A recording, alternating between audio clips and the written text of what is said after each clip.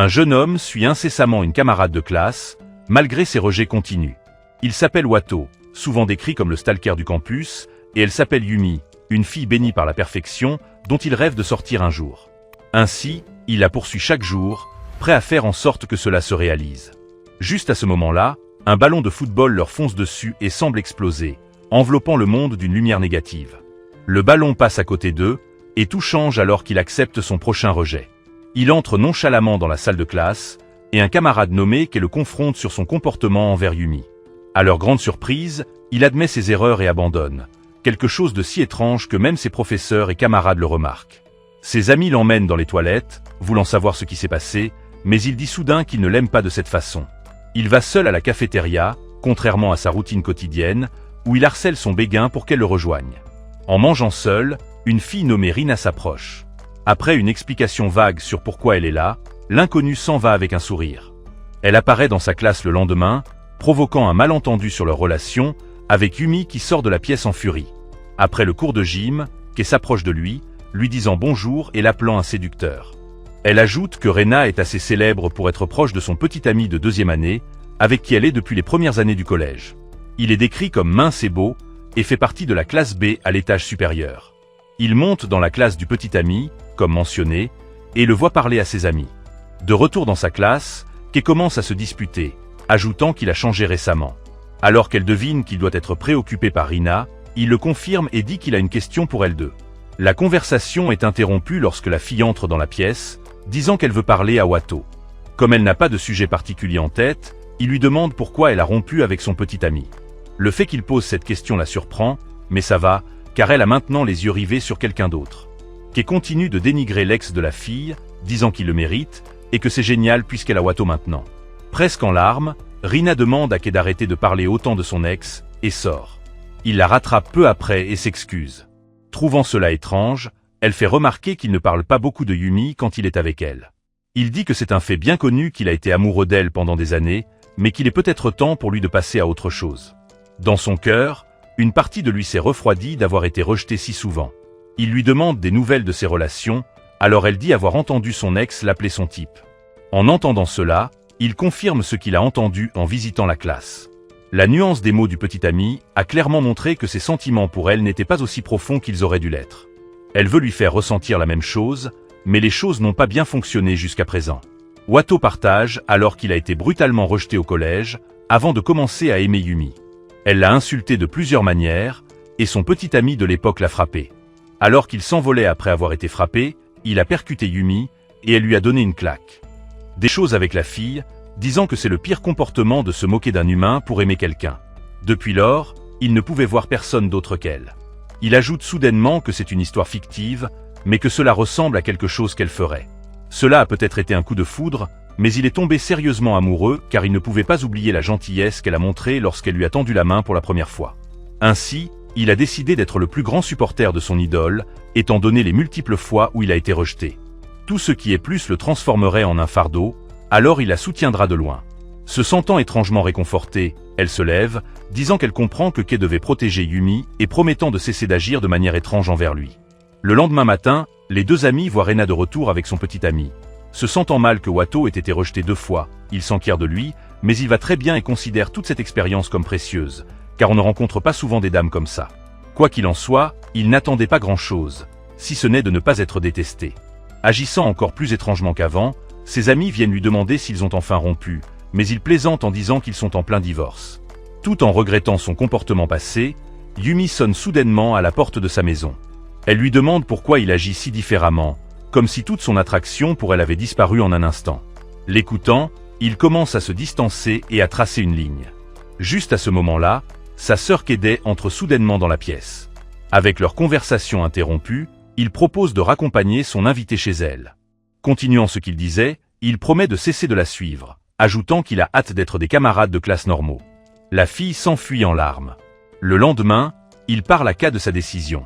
Elle lui dit donc de prendre ses responsabilités, car Yumi n'a pas pu se faire des amis à cause de ses incessantes importunités. Parce que Wato s'est attaché à Yumi, d'autres filles ont eu du mal à se lier d'amitié avec elle. Ainsi, elle n'a pratiquement que Kei et lui-même avec qui parler.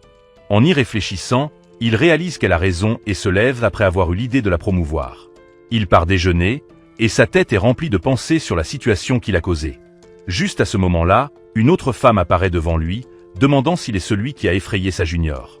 Se souvenant de la fille qu'il a heurtée, il s'excuse profusément, ce qu'elle trouve étrange car il n'avait pas l'intention de l'offenser. Il insiste sur le fait qu'il l'a effrayée de toute façon et qu'il aurait dû être plus attentif à ses actions. Malgré l'éclaircissement du malentendu et les éloges reçus, il s'excuse à nouveau avant de partir. Elle l'arrête et est surprise qu'il connaisse son nom, Shinomi.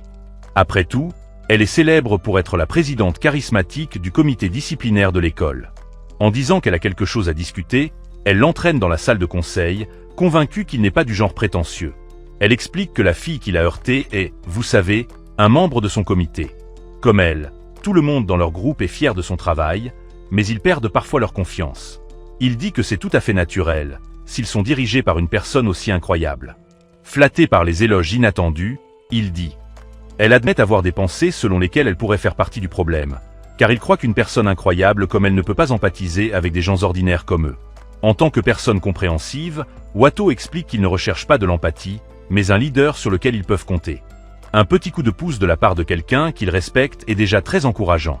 Elle le remercie plus tard pour son temps, lui demandant enfin son nom. Il ment et répond Yamazaki, laissant quelques mots sages avant de partir. À la maison, Kei lui demande de porter quelques affaires pour elle et le sermonne pour ne pas avoir eu une conversation appropriée avec leur invité de l'autre jour. En voyant Yumi passer, elle soupire et court devant avec ses affaires, disant à son frère de lui parler. Ils se retrouvent seuls, mais l'hésitation les empêche de s'exprimer. En arrivant à l'école, Kei se précipite vers lui, disant que Shinomi est dans leur classe, ayant l'air particulièrement en colère. Lorsqu'il confirme qu'elle est là avec Yuyu, la présidente lui souhaite un bon matin, utilisant à contre-cœur le faux nom qu'il lui a donné, et lui dit de la rencontrer pendant la pause déjeuner, tandis que Yumi se demande ce qu'il a fait. Le vrai Yamazaki se bat avec lui demandant pourquoi il a utilisé son nom sans permission. Dans la salle de guidance, il rencontre la présidente et son membre, leur offrant des collations et des excuses. Lorsqu'on lui demande d'expliquer, il admet que le fait que quelqu'un de sa position se souvienne de son nom ne ferait que devenir problématique. L'écartant, elle le gronde pour avoir utilisé un faux nom de toute façon. Passant au sujet principal, Yuyu s'excuse d'avoir fui et d'avoir piétiné sa gentillesse et le remercie de lui avoir proposé de l'aider à porter les objets lourds dans ses mains. Enfin, elle dit qu'elle fera de son mieux pour surmonter son insécurité vis-à-vis des hommes. Le regard chargé, il s'en va et est ensuite appelé par Kei. Elle lui montre Yumi, qui est entourée de camarades de classe, s'extasiant sur une photo de sa petite sœur. À sa déception, il a un air satisfait et résigné alors qu'il refuse de les rejoindre. Il reçoit ensuite un message de Kei, lui ordonnant d'aller à la salle du conseil des élèves. Là, elle lui dit de l'aider avec les préparatifs de la visite de l'école, car il est exceptionnellement doué pour le travail administratif. Dans un retournement de situation, Watto se retrouve entouré d'autres membres du conseil des élèves, submergé par les tâches. Il remet ses papiers à sa sœur, et tout le monde est satisfait de son travail et de sa fiabilité. Il rejette l'idée de le refaire, mais cède rapidement à un pot de vin. Sur le chemin du retour, la tête de Yuyu est remplie de pensées sur le jeune homme, inquiète d'avoir pu dire quelque chose qui l'aurait offensé. En lui demandant si c'était mal pour elle de mentionner le fait de surmonter son insécurité envers les hommes, Shinomi lui fait un sourire chaleureux et lui dit que tout ira bien. Le lendemain, un groupe de camarades de classe demande à Yumi s'ils peuvent venir visiter sa maison et Watto entre dans la pièce. Il l'invite à se joindre à eux, mais elle dit qu'elle ne permettra pas à Hari, sa petite sœur, d'être près de lui. Après le cours, le garçon se lève pour partir tandis que les autres parlent encore, mais Yumi le rattrape, lui demandant s'il ne va vraiment pas chez elle. Cependant, Shinomi interrompt leur conversation, l'empruntant pour un moment. Elle commence par le remercier, comme c'est le cas avec Yumi. Son conseil l'a aidé à réconforter Yuyu. Cela dit, il y a un autre problème, car elle se sent déprimée à cause de leur malentendu. Se souvenant de ses paroles sur le fait de se débarrasser de ses insécurités, elle le pousse à partager son véritable avis. Ainsi, il admet qu'il a été déçu par sa résolution naïvement désinvolte et par le fait qu'elle s'est simplement excusée pour son bien. Il louerait sincèrement sa détermination, mais le problème est qu'elle utilise l'incident avec lui comme un tremplin. En fin de compte, il est bon pour lire les gens. Il était juste trop préoccupé par une personne jusqu'à présent. La chaleur envahit la ville, et les étudiants trouvent refuge dans leur salle de classe climatisée. Watto interpelle Kei à propos de son uniforme d'été légèrement transparent, et lui demande si elles sont allées chez Yumi pendant le week-end. Après quelques taquineries, elle parcourt les photos de leur visite et remarque une où le visage déçu de l'hôte a été capturé. Le cours se termine, et elle se demande pourquoi il n'a pas parlé à Yumi de toute la journée. Il insiste sur le fait qu'ils ne sont que des camarades de classe normaux. De plus, tout le monde lui parle maintenant de manière décontractée, et sa présence pourrait encore se mettre en travers de cela. Elle veut clarifier les malentendus, mais il laisse soudainement échapper ses pensées sur ses vêtements transparents. Plus tard, Yamazaki plaisante avec lui, partageant comment il s'est rapproché de son nouveau voisin de siège, Koga. À sa grande surprise, il annonce soudain qu'il va rejoindre leur groupe pour le déjeuner. Ils évoquent alors son ancien intérêt amoureux et se demandent pourquoi ils ont cessé de se chamailler dernièrement. Ces questions fusent, le camarade de classe partage soudain qu'il est populaire et qu'il a même eu des déclarations de temps en temps, y compris d'Okumura de la classe A. Rena devient leur prochain sujet, et Yumi l'entraîne soudain dans une autre pièce pour avoir une conversation privée. Luttant pour comprendre pourquoi elle est en colère, il se creuse la tête, pensant à une raison possible. S'approchant, elle coupe son regard et détourne timidement les yeux, admettant qu'elle n'aime pas la façon dont il parlait aux filles plus tôt. Elle précise qu'elle n'est pas jalouse, mais s'enfuit sans explication appropriée. Avec une expression visiblement troublée, il demande plus tard à Kei pourquoi Yumi se fâcherait pour une telle chose. Alors que des questions envahissent son esprit, le président du conseil étudiant, Yuki, apparaît soudainement, lui disant de venir avec lui. Dans la salle du conseil, il pose à Wato une multitude de questions sur lui et son amour de longue date. En résumé, il a changé récemment et n'a pas dit à sa sœur aînée pourquoi. Bien qu'il pense qu'elle ne se soucie pas de lui le moins du monde, la réalité est qu'elle est confuse par son changement brusque. Alors qu'il insiste sur le fait que c'est impossible, le président partage que Kaed se blâme, se demandant si elle lui enlève sa précieuse jeunesse. Après l'avoir taquinée étant enfant, elle se sent coupable tout ce temps, et c'est la première fois qu'il la voit aussi triste. Sachant que Yuki n'a aucune raison de mentir, il croit aux paroles du président, mais on lui dit soudain qu'il a préparé un endroit pour qu'il parle. En route, le seigneur admet qu'il lui a parlé parce qu'il est en colère contre lui pour avoir rendu sa sœur triste et parce qu'il veut qu'elle se sente mieux. En parlant de son apparence, il partage qu'il a appris une leçon sur la fierté au plus bas de sa vie. C'était Kaed qui l'a sauvé, réalisant que sa sœur l'évitait. Il pense à l'expression triste d'un membre de sa famille. Sur le toit, il voit sa sœur, et elle se rend compte qu'ils ont été réunis par d'autres. Il aborde alors le sujet de son malaise et lui demande de lister 10 bonnes choses à son sujet. Sous la pression de son décompte, elle énumère un tas de choses normales. En le remarquant, il se demande pourquoi elle s'inquiète de manière inhabituelle. Il est vrai qu'il a renoncé à beaucoup de choses, y compris à son amour de longue date pour Yumi, mais ce n'est pas quelque chose qui devrait l'inquiéter. Alors qu'il s'éloigne, elle lâche qu'il a vécu quelque chose de similaire et qu'il ne devrait pas laisser de telles choses briser son cœur. De plus, elle s'inquiète que tout cela soit de sa faute, car elle l'a rabaissé en plaisantant pendant des années, trouvant dommage qu'il abandonne. Concernant une fille qu'il aime depuis si longtemps, la grande sœur promet d'être prudente et de ne plus jamais le mépriser. Il l'empêche d'en dire plus. Il est vrai qu'elle s'est moquée de lui, mais cela ne le dérange pas, puisque ce sont des frères et sœurs après tout. Elle a fait beaucoup de choses complètement déraisonnables, mais il aime ce type de grande sœur. En disant qu'il est mal à l'aise avec son nouvel intérêt, il lui demande d'arrêter de se comporter ainsi. Alors que Kaed propose d'être gentil une dernière fois, Yumi éclate soudainement dans la pièce, le réprimandant pour avoir parlé si rudement à sa sœur. Le saisissant par le col, elle lui ordonne de s'excuser, car ses mots ont dû blesser ses sentiments. Il admet qu'elle l'a suivi après qu'il ait été emmené par Yuki, mais se rend compte et se demande pourquoi elle agit comme une stalker. La fille s'enfuit, embarrassée, et Kaed s'éloigne également, redevenant elle-même. Sur le chemin du retour plus tard, il pense brièvement au comportement étrange de Yumi, mais passe par le magasin pour acheter quelque chose. À la maison, il s'excuse auprès de sa sœur pour ses mots blessants et lui tend les petits pains à la vapeur qu'il a achetés, prenant des photos de son attitude inhabituellement détendue et menaçant de les montrer à ses camarades de conseil. Dans un café, Kei se demande pourquoi Yumi a été si impulsive dernièrement. Elle se rappelle comment tout le monde est allé chez elle la dernière fois, et comment Taka s'est rapproché d'Eri.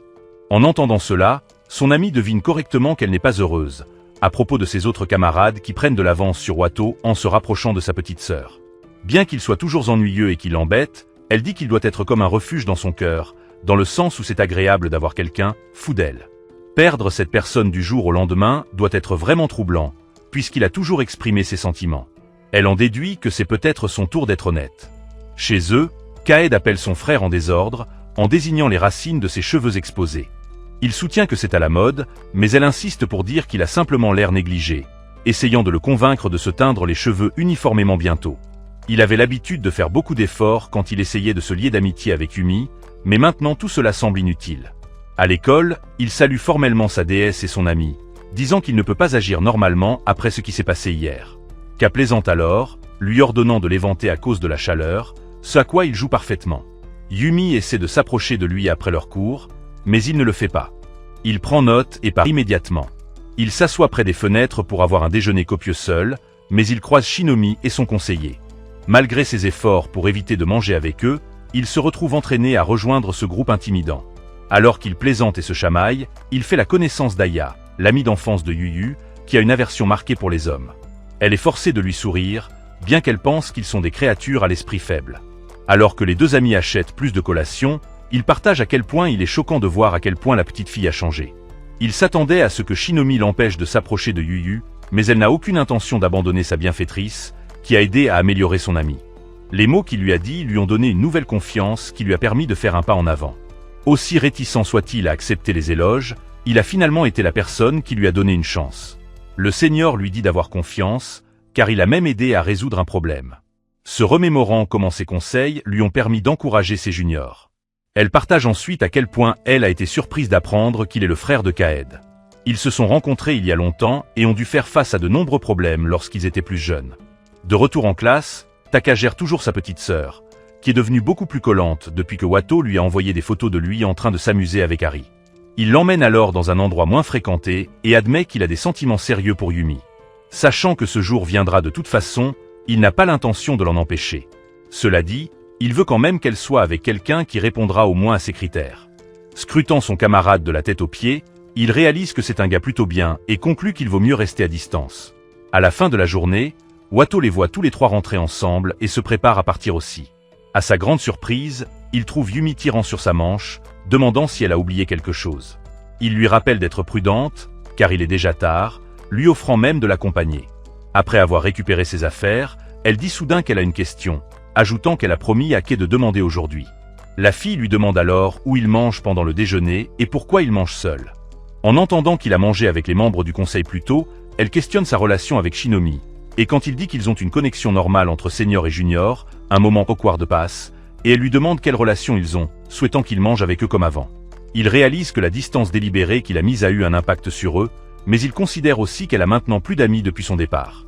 Lâchant un refus, il invente une excuse maladroite et change de sujet. En chemin, elle lui fait remarquer à quel point ses cheveux sont devenus en désordre et le convainc de les teindre uniformément. Il lui demande quelle couleur elle préférerait, mais elle continue à donner des réponses générales. Alors qu'il insiste pour connaître sa préférence, Yumi partage qu'elle ne lui aurait pas parlé avant, si ses cheveux avaient été bruns. Il achète donc de la teinture pour cheveux en conséquence et se prépare à l'appliquer sur sa chevelure. En le voyant, Kaed dit qu'il doit le faire uniformément et se porte volontaire pour l'aider. Le jour des classements du premier semestre est arrivé. Ses examens de mi-semestre sont notés plus bas que d'habitude, car il était auparavant motivé. Par son désir de rattraper le rang élevé de Yumi quoi qu'il arrive. S'il n'avait pas été obsédé, il ne serait même pas entré dans leur école, qui est assez prestigieuse. En partageant d'abord le sien, Kei le force à révéler son rang, et est surpris de voir qu'il a chuté. Il voit plus tard que sa déesse a obtenu un score beaucoup plus élevé qu'avant, et se demande si ces harcèlements ont également eu un impact sur ses notes. Alors qu'il observe avec délice de loin, Taka apparaît, se vantant de son rang élevé.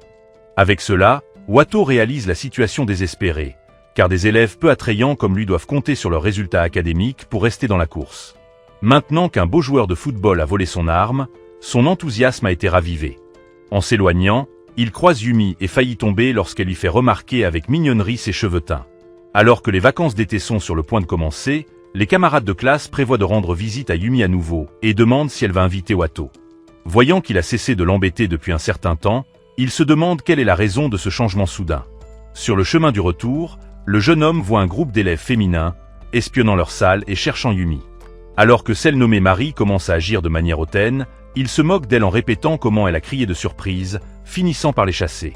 Le lendemain, la pluie tombe tôt le matin.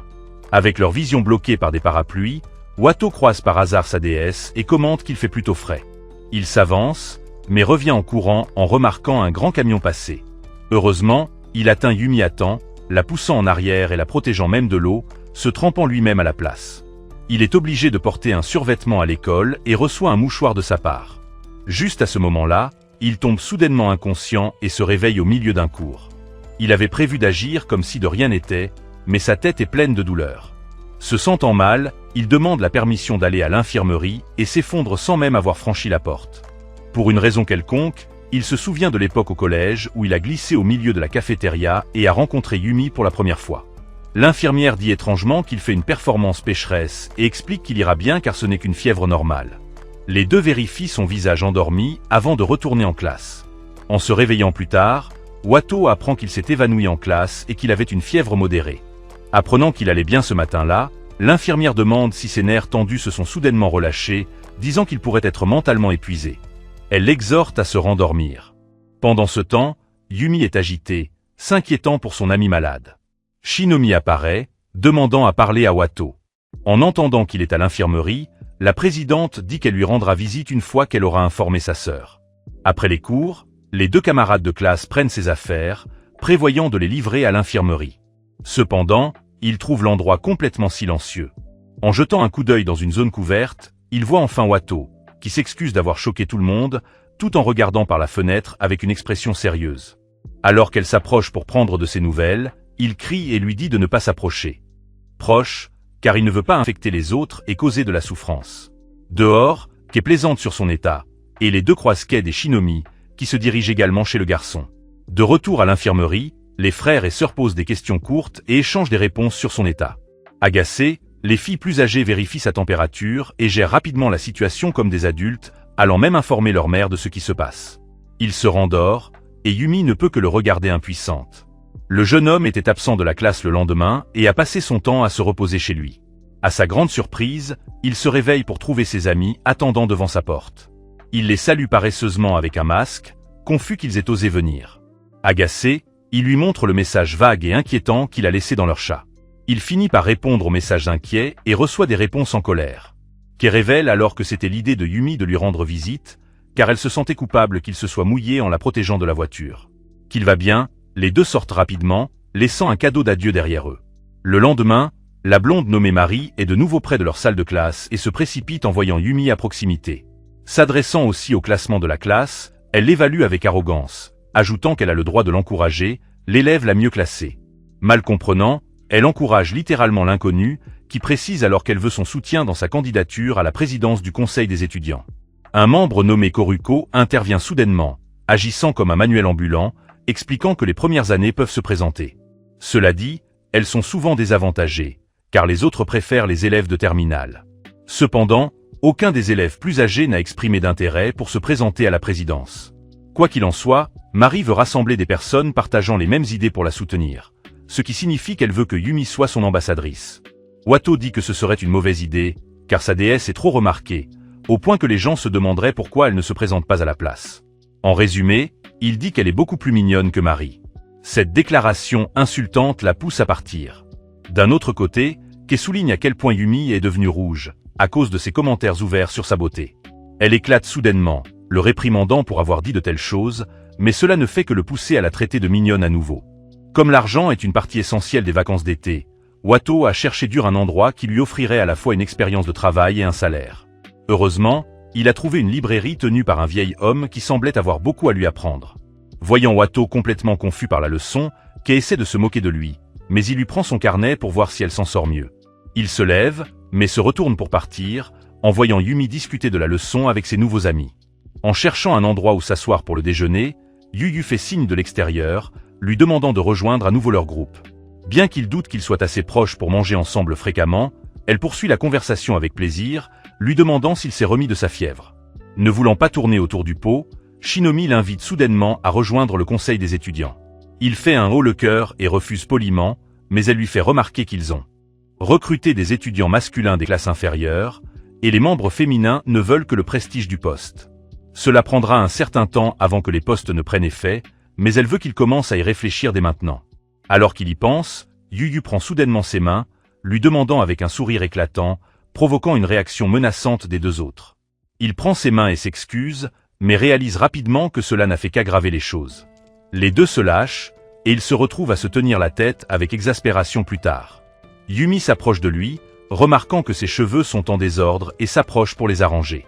Il devient timide alors que des gens passent et regardent, et elle s'enfuit après avoir réalisé ce qu'elle vient de faire.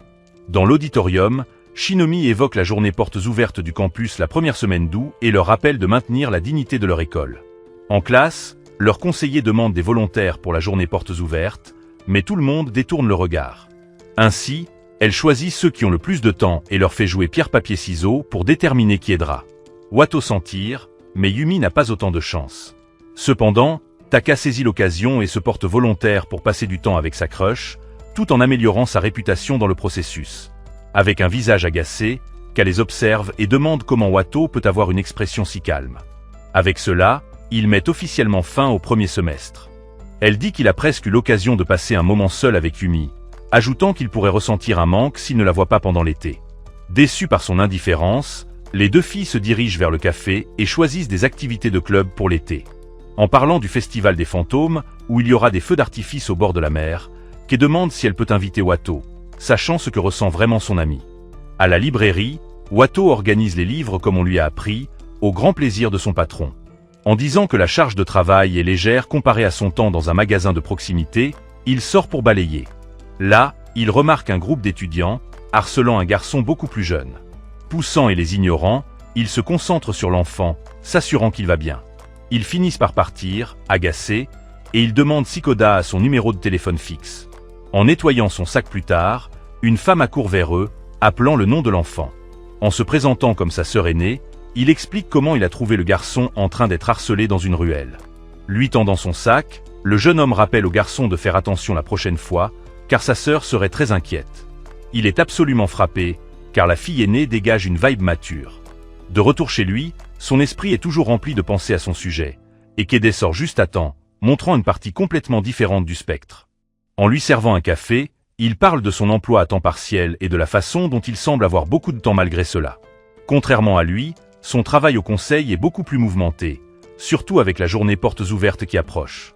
Elle évoque ensuite son invitation au conseil, ajoutant qu'il recherche des membres masculins depuis un certain temps. À sa surprise, elle lui dit de rejoindre, car elle détesterait lui donner. Successeur pour être un perdant qui a obtenu le rôle par défaut. Malgré ses doutes, elle affirme son offre et lui dit d'y penser sérieusement. Pendant qu'il travaille à la librairie, la sœur aînée de Kota lui rend visite, exprimant sa joie de connaître le libraire de son quartier. Engage une conversation légère, ils évoquent leurs écoles respectives, et elle est ravie d'apprendre qu'il est étudiant au lycée Koetsu. En le félicitant d'y être, il lui répond en l'appelant la mature et parfaite. Sa réaction timide le fait détourner le regard, car c'est tout simplement trop mignon à voir. Revenant sur la façon dont il a sauvé Kota, elle partage qu'elle a vérifié ses sacs comme il l'avait suggéré et a été soulagée de ne trouver aucun dommage. De plus, ses paroles ont dû donner confiance au garçon, car il est maintenant dehors en train de jouer. Admettant qu'elle n'a pas beaucoup parlé au garçon, elle lui remet un cadeau en remerciement d'avoir sauvé son frère. Elle dit qu'elle reviendra, et les deux se séparent en s'inclinant. À ses attentes, il déballe le cadeau et voit un mouchoir avec un motif enfantin. Fuka rend visite à Wato à son travail pour discuter. Il remarque son bracelet et commente qu'elle porte des choses stylées. Elle partage qu'elle l'a fait elle-même dans un magasin d'artisanat en bord de mer, géré seule par une jeune femme. Wato envisage de visiter le magasin d'artisanat car il pense à faire un cadeau personnalisé pour Yumi pour son anniversaire. Cependant, il hésite aussi à lui offrir un cadeau compte tenu de leur situation. Décidé, il demande alors à Fuka si elle aimerait l'accompagner au magasin. Plus tard, après être descendu de la station, Wato se demande si les filles de l'université sont si matures que Fuka ne pense probablement pas que leur sortie soit quelque chose de spécial. Soudain, Fuka semble consciente que quelqu'un qu'elle connaît pourrait la voir en robe, puisqu'elle ne les porte généralement pas. Wato lui assure que sa tenue lui va bien, ce qui la fait sourire. Pendant ce temps, Yumi et Kei se rencontrent, la première amenant sa sœur cadette. En marchant, elle parle des affaires qu'elle prépare pour leur voyage à la mer. Elle passe devant la maison de Wato, et Kei suggère de l'emmener avec elle. Cependant, personne ne répond à la porte, et elle part en pensant qu'il est à son travail à temps partiel.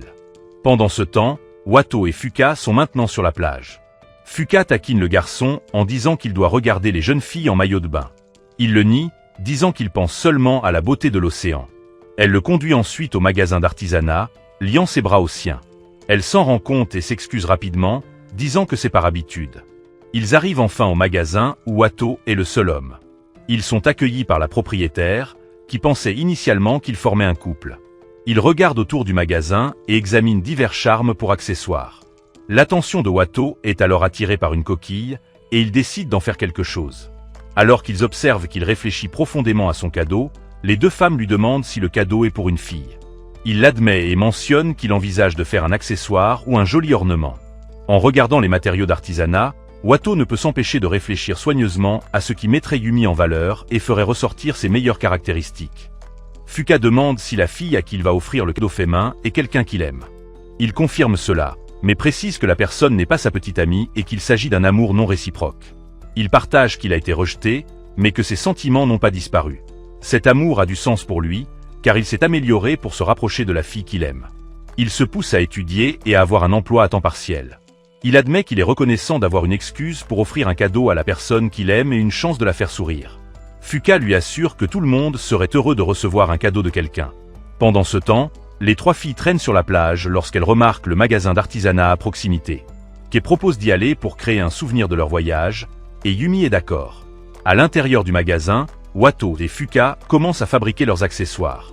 Le garçon a du mal à couper une coquille à la taille désirée pendant que Fuka l'encourage. Il se souvient alors d'avoir vu sa photo encadrée avec son père sur le mur du magasin, découvrant qu'elle n'est pas étudiante à l'université, mais au collège.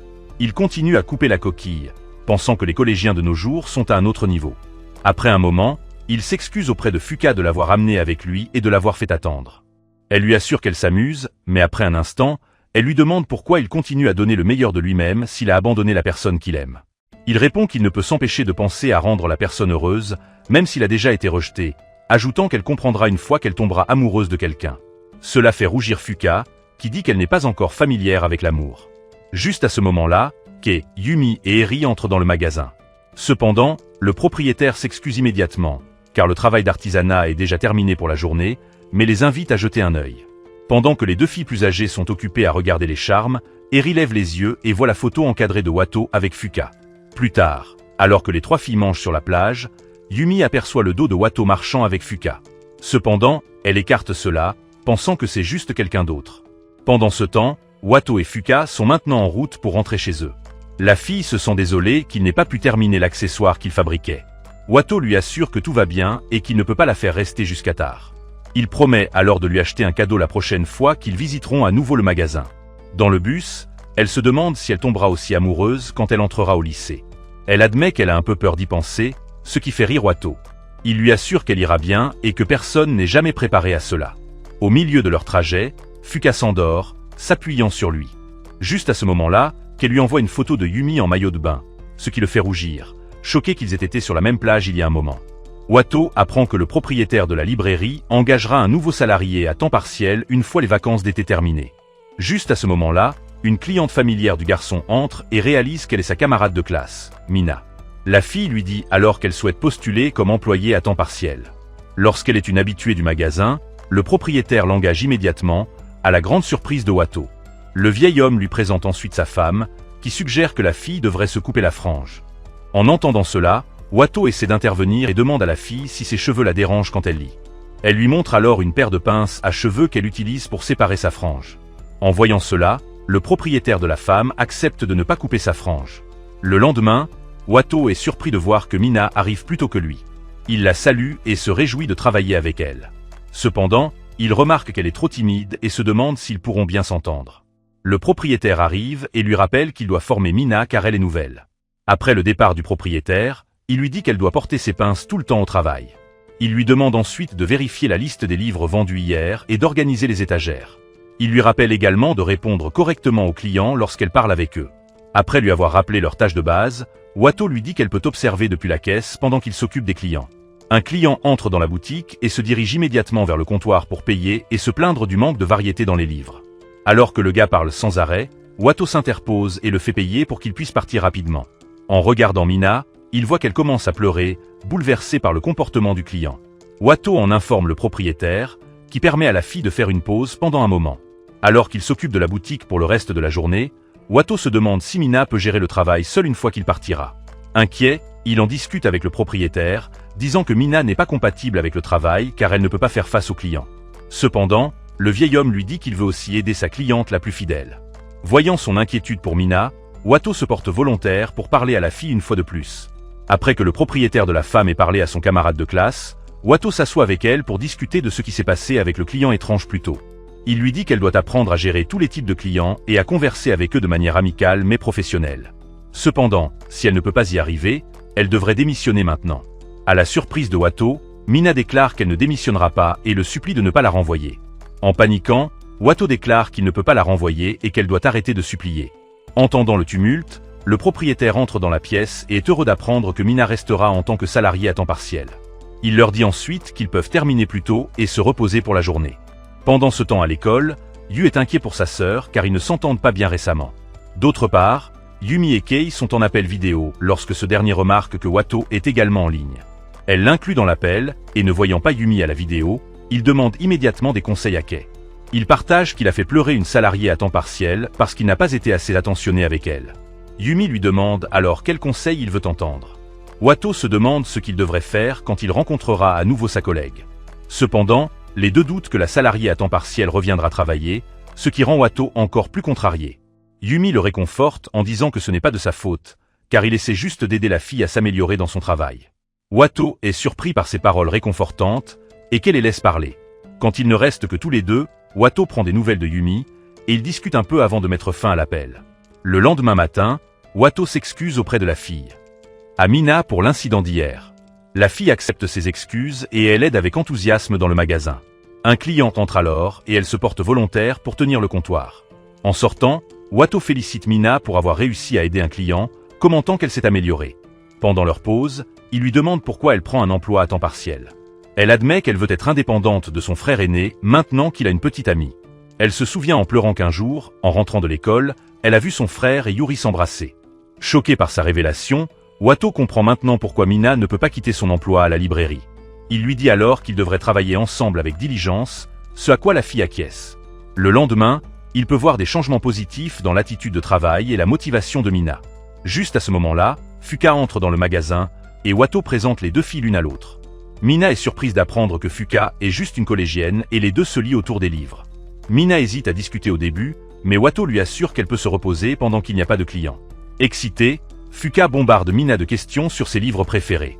Un peu plus tard, Wato a fini d'organiser les livres et se rend compte qu'aucun client n'entre dans leur magasin. Ainsi, Mina ne peut pas s'exercer à les gérer. Cependant, en regardant Fuka, il réalise quelque chose. Il dit alors aux deux qu'elle pourrait commencer à jouer des rôles et simuler une situation où Mina s'occupe d'un client. Wato commence à agir comme un client et demande à la fille s'ils ont des magazines.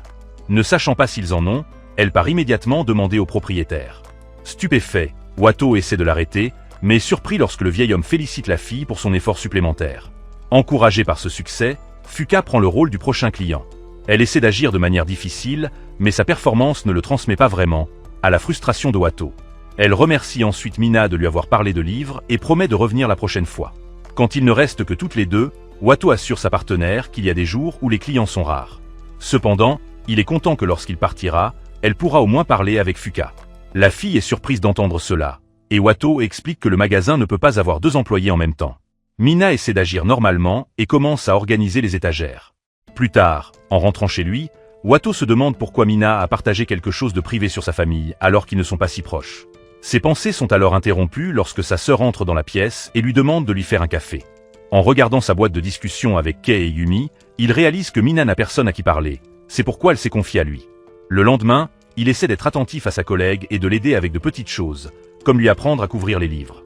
Il la félicite ensuite pour toujours manipuler les livres avec soin, car c'est quelque chose qu'il avait du mal à faire.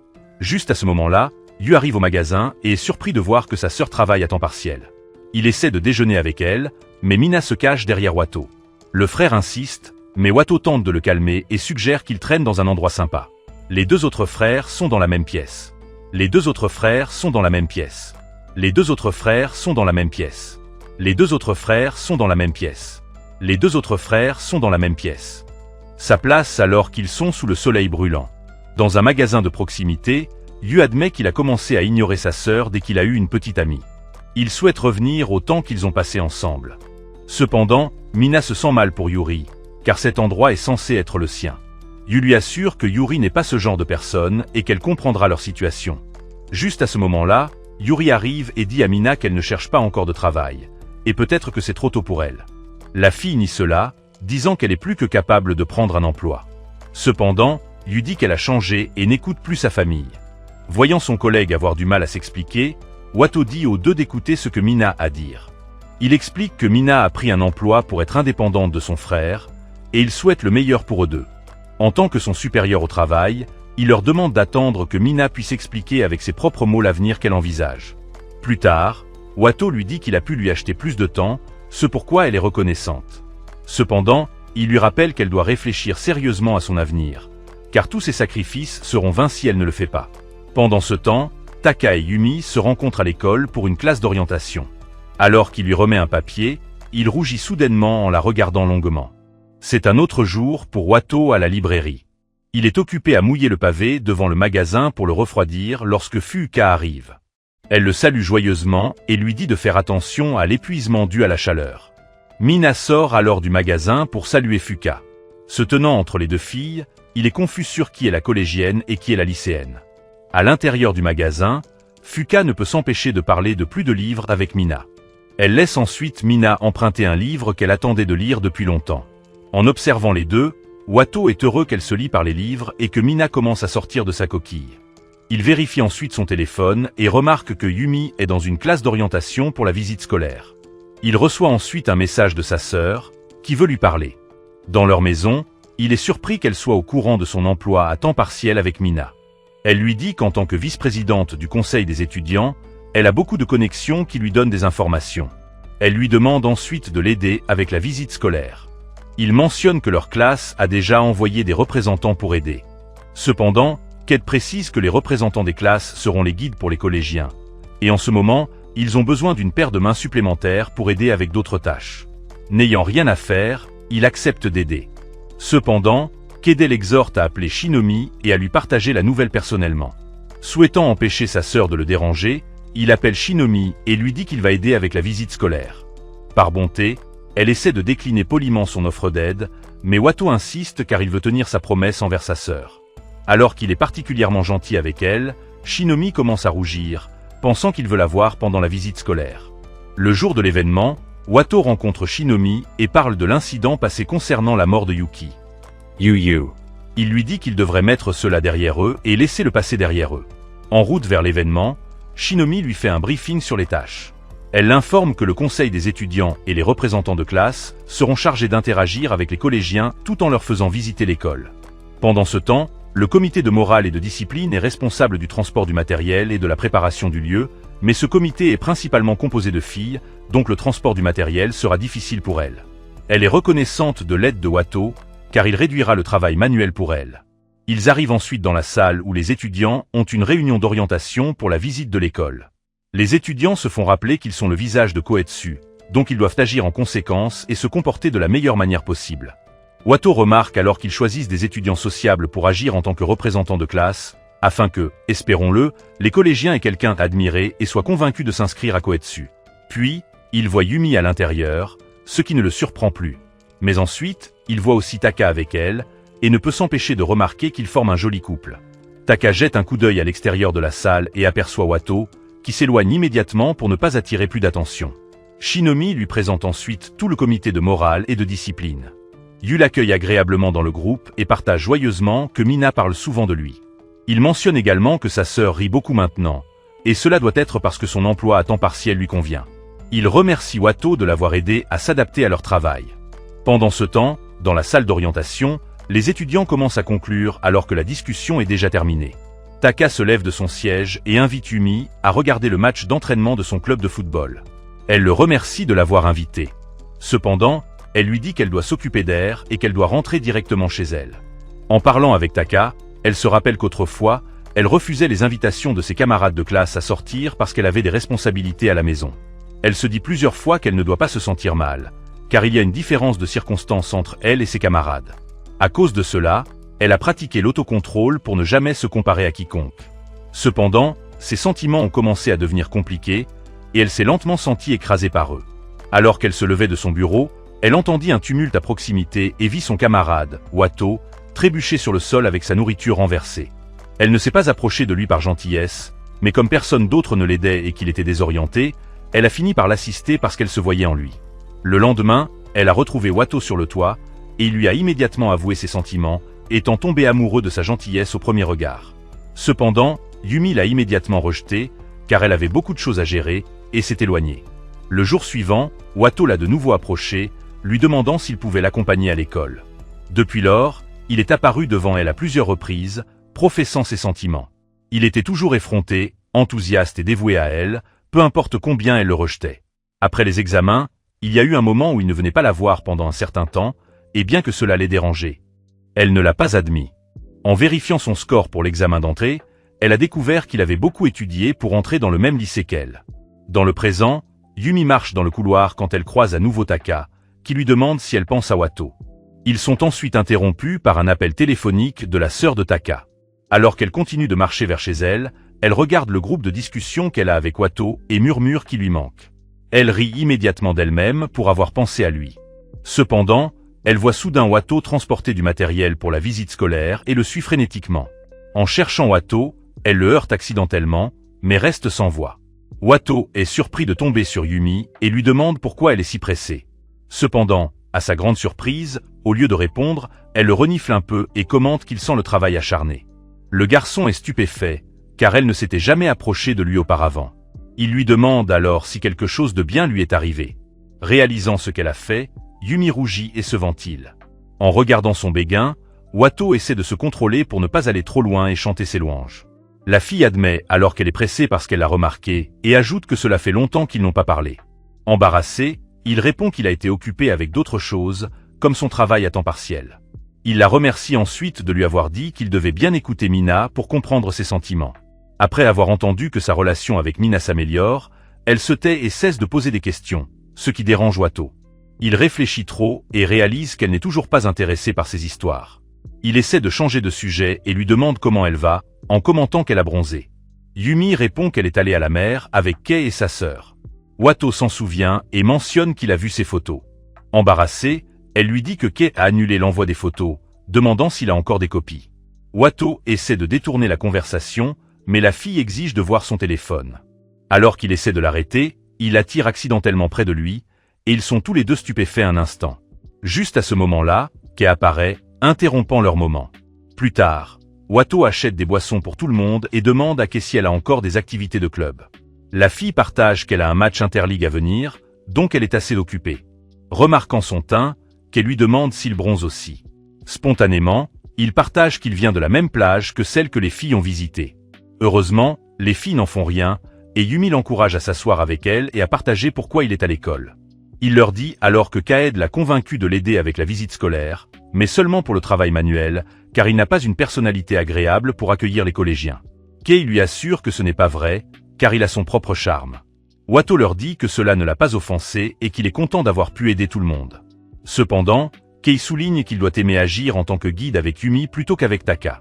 Alors que le garçon essaie de le nier, Yumi les invite soudain à se retrouver après la visite scolaire, ce qui frustre visiblement les deux. Réalisant ses responsabilités lors de la visite, Wato les informe qu'il pourrait finir tard, car le comité est également responsable de nettoyer la zone. Kei lui assure qu'ils l'attendront, mais elle parlera dans son dos. Les deux se taquinent alors, au grand désarroi de Yumi.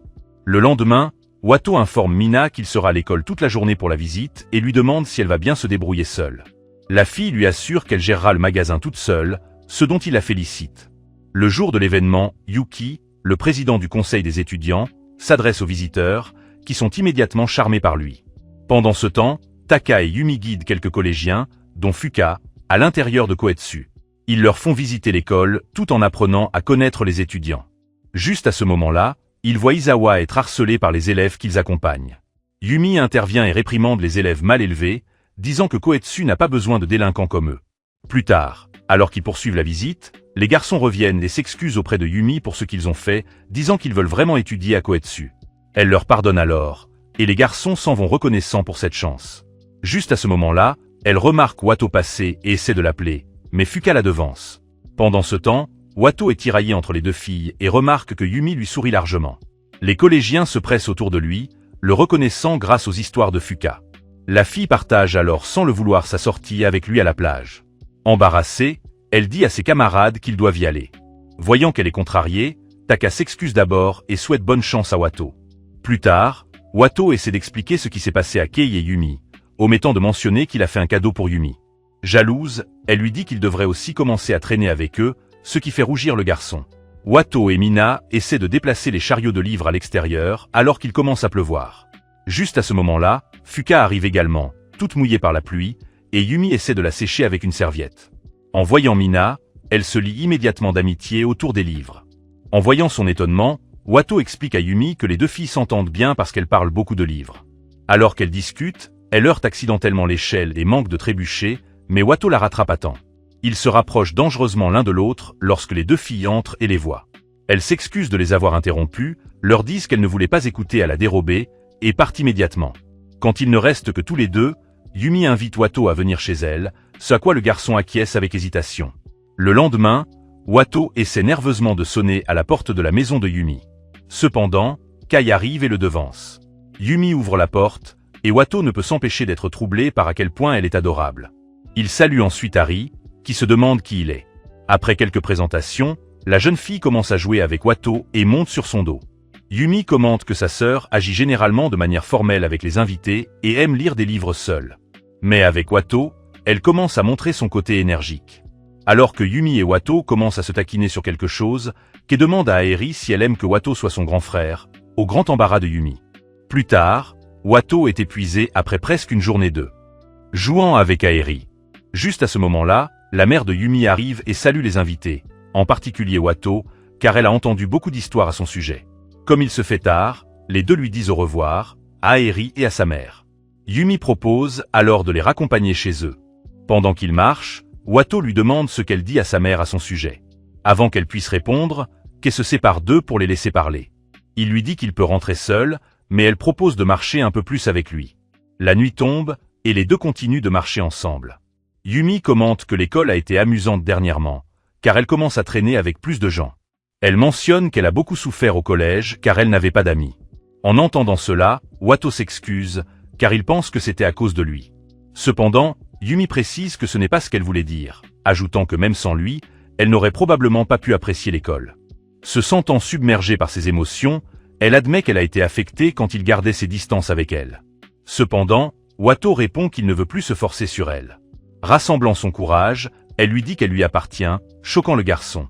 Juste à ce moment-là, un feu d'artifice commence derrière eux, et Yumi, surprise, se rapproche de lui.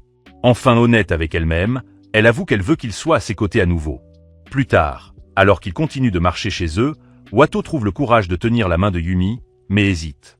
Remarquant cela, Yumi fait le premier pas en touchant un de ses doigts. Watto sourit alors et saisit courageusement sa main. En arrivant chez lui, il se souhaite chaleureusement bonne nuit. Le lendemain, Watto rougit en voyant Yumi l'attendre à l'entrée de l'école. Son cœur s'arrête presque lorsqu'elle s'approche de lui et remet sa cravate de travers. Pour se calmer, il lui pose une question aléatoire sur son nouveau haircut, ce qui la fait rire.